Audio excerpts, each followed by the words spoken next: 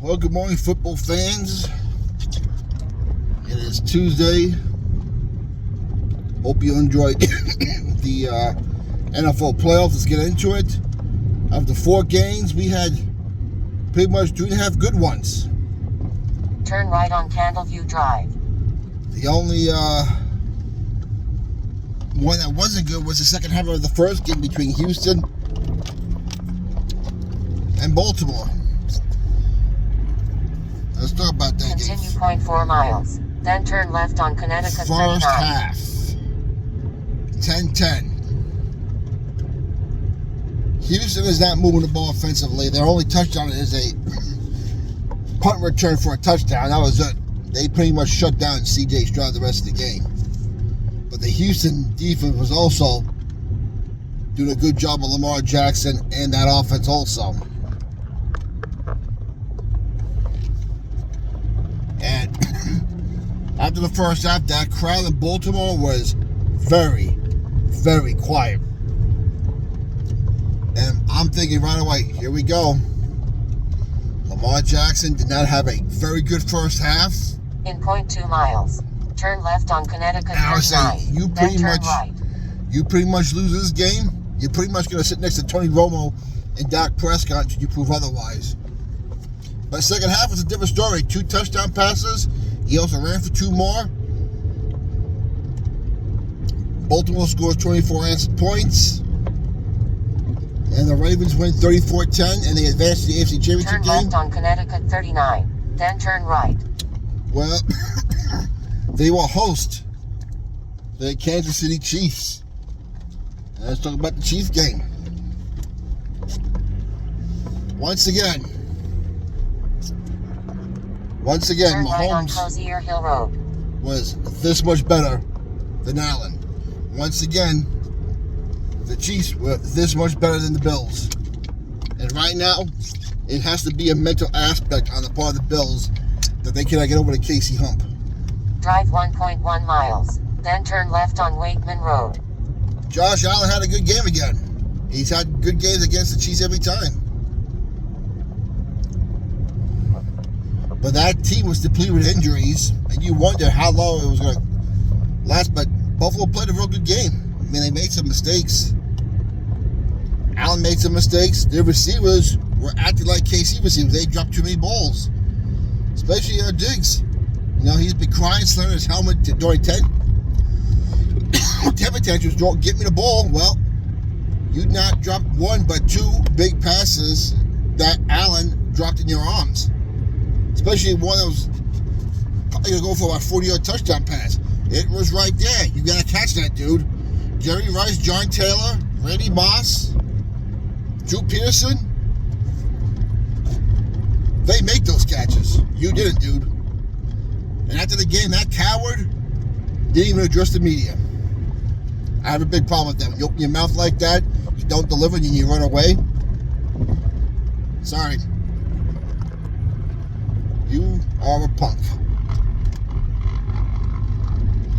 And KC, who's been dropping the ball all year, including Travis Kelce, made some good catches. They ran the ball good with Pacheco. And this game comes down to one play, Buffalo's final drive. And this one's on Josh Allen. 3rd and 6. You are driving, but you're facing the end of the end zone where the wind is blowing your face. And you know from the first quarter, if you try to kick the ball that far, it's either going left or right.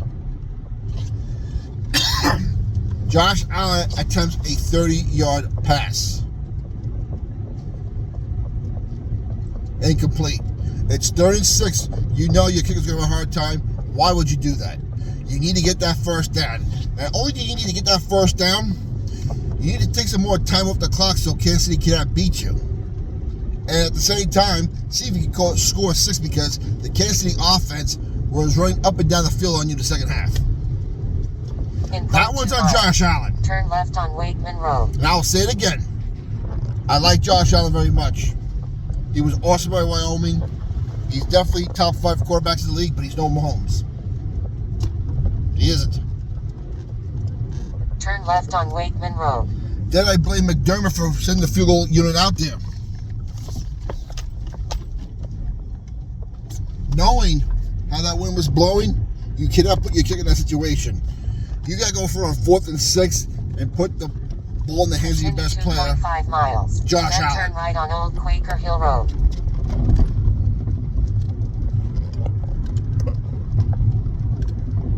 Right? But that's the difference between a team like Kansas City and a team like Buffalo. One's a champion, and one's learning how to be a champion.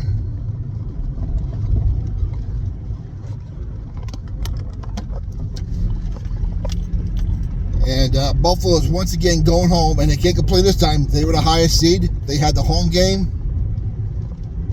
and they still could beat Kansas City. So we have a KC and Baltimore AFC Championship. Green Bay, San Francisco. And I'm telling you, if you are a Packer fan, you have to be sick to your stomach.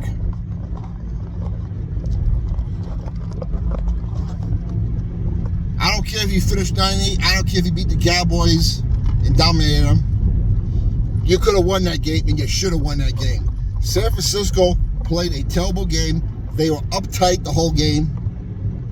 They didn't even get in the red zone until the last drive when Brock Purdy went for his cut 6 for 7 and got a touchdown pass. Now, good teams do find a way to win those games. But Coach LaFleur,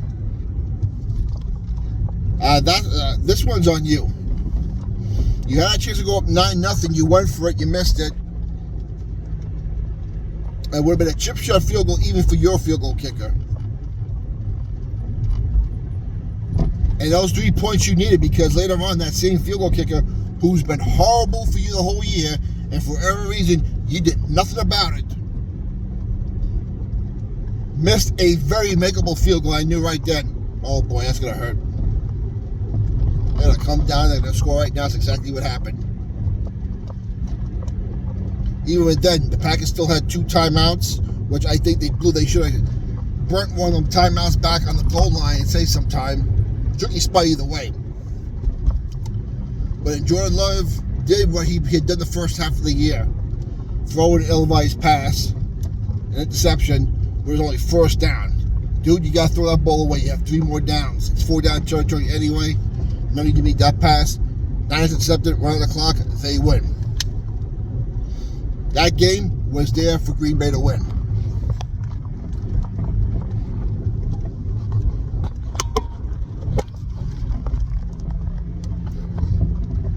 And they should have won. So, the 49ers will be hosting the NFC Championship game, the second game of Sunday against the Detroit Lions, who beat the Buccaneers. Lions win their second straight home playoff game in the same year for the first time ever in their franchise history. And they will be playing a San Francisco team who they ironically beat in 1957 on their way to winning their last championship. Now, anyone who remembers 1983 remembers that game where Gary Danielson threw 5 interceptions to the Lions, but despite the fact he still led down a game-winning drive, well, it was going to be a game-winning drive, until Eddie Murray missed a 41-yard field goal.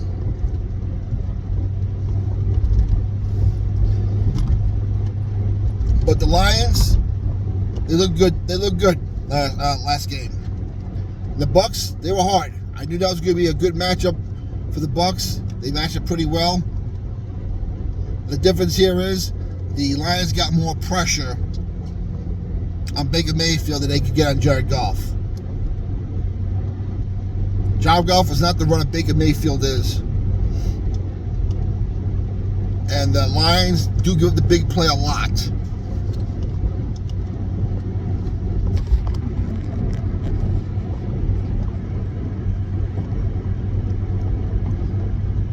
In 0.6 miles, turn right on Old Quaker Hill Road, then turn left.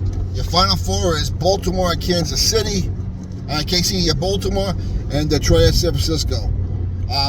They should be some pretty decent matchups.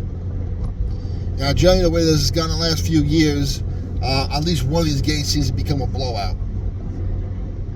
We'll see. I already said that the divisional weekend is the best weekend of the NFL.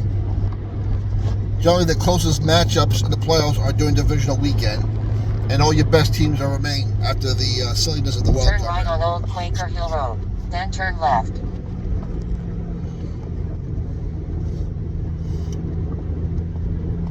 So let me know what you think. Am I wrong about Coach LaFleur? Were the 49ers uptight?